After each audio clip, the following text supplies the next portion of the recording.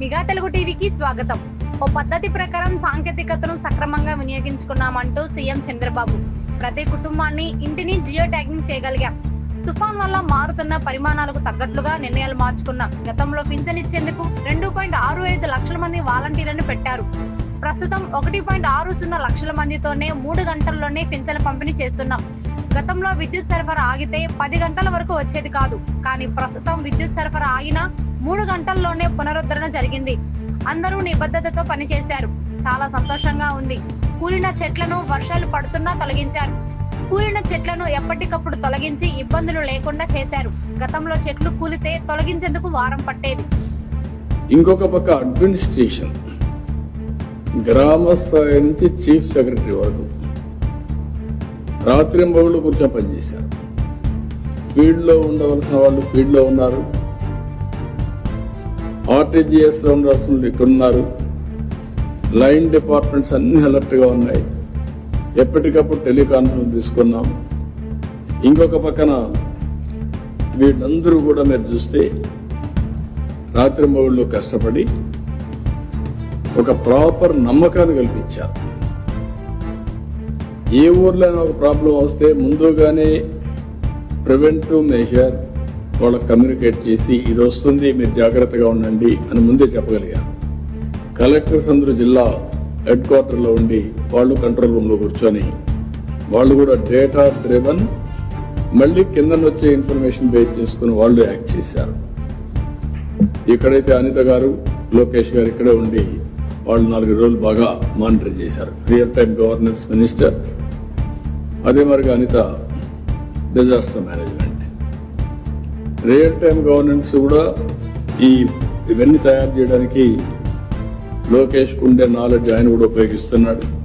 ఎందుకంటే ఇవన్నీ కూడా డేటా సైన్స్ లో ఇంజనీరింగ్ చేశాడు, ఎంబీఏ చేశారు కాబట్టి దే ఆర్ ఆల్సో వర్కింగ్. ఈ యొక్క నూతనమైన అనుభవం నేను అందుకే మీకు చెప్పాను. చాలా సార్లు నేను చేశాను, కానీ నేను ఒక్కొక్కసారి డ్రైవ్ చేస్తే చేయాల్సి వచ్చేది.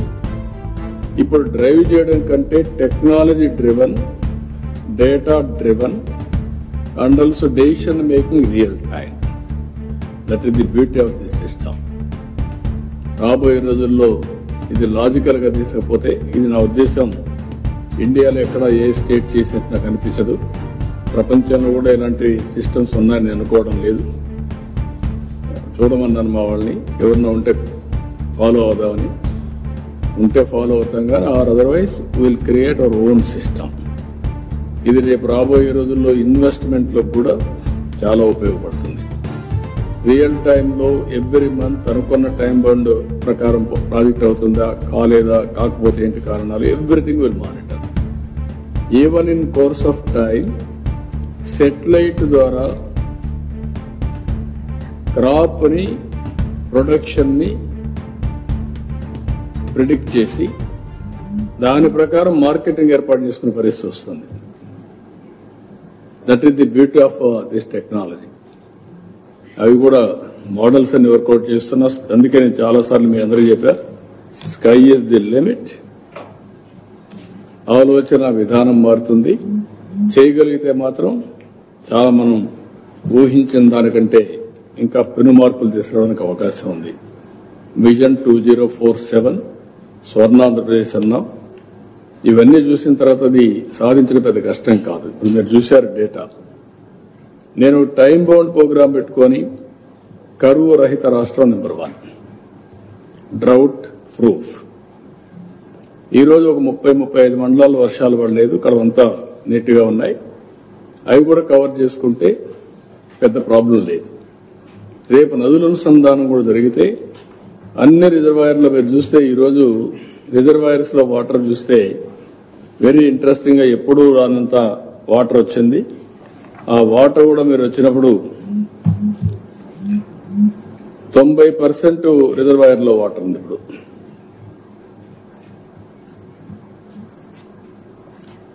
ఇది నేను చాలా సంవత్సరాలు చూశాను, కానీ ఇంత వాటర్ ఎప్పుడు మీరు చూసుంటారు. 998.05 TMS of water as on today reservoirs లో మేజర్ మీడియం ఇరిగేషన్ లో ఉంది. That is where a reservoir, ఎంత water, everything you can go through that. అందులో కూడా మీరు చూస్తే major irrigation and also medium irrigation and also minor irrigation all details. ఇక్కడ ground water 762 TMC ground water ఉంది. రిజర్వాయర్లో 909 ఉంది, గ్రౌండ్ వాటర్ 722 ఉంది, సాయిల్ మాయిశ్చర్ ఒక 700 టీఎంసీ ఆఫ్ వాటర్ ఉంది. We're calculating everything. దీన్ని బేస్ చేసుకుని ఖరీఫ్ రబీ అన్ని ప్లాన్ చేస్తాం. మళ్లీ రైతులు నీళ్లున్నాయండి ఇచ్చేసేయండి అంటే ఇచ్చేస్తాం.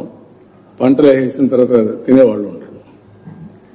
అది కూడా డిమాండ్ డ్రివెన్ క్రాప్స్ వేయాలి, వాళ్లకు లాభసాటిగా ఉండాలి.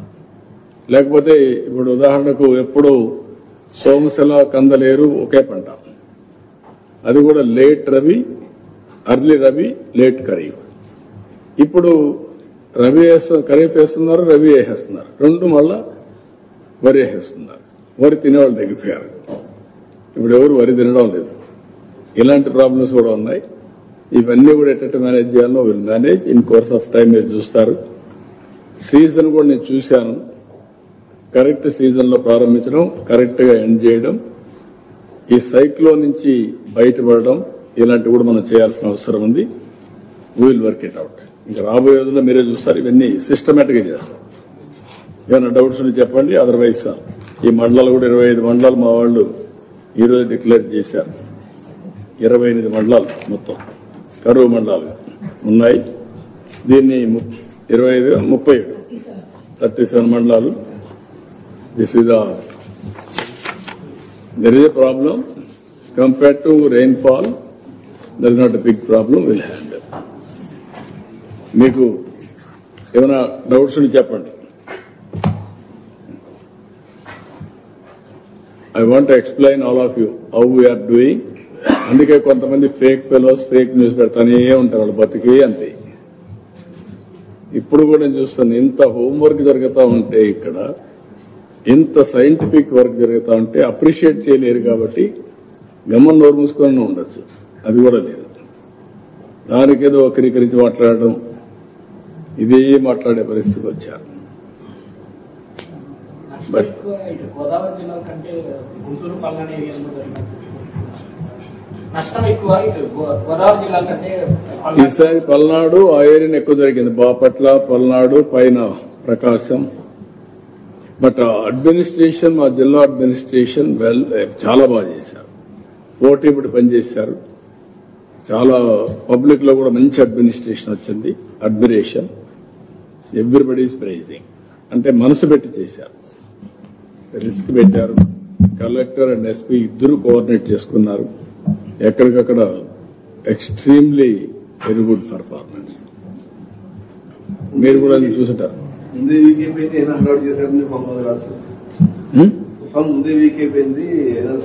అంటే మీకు ఎప్పుడైతే ఇది స్లో అయిందో, స్లో అయినప్పుడు చాలా మందికి నాలెడ్జ్ కూడా ఐడియా లేకుండా స్పీడ్ గా ఉన్నప్పుడు ఆ మాయిశ్చర్ కంటెంట్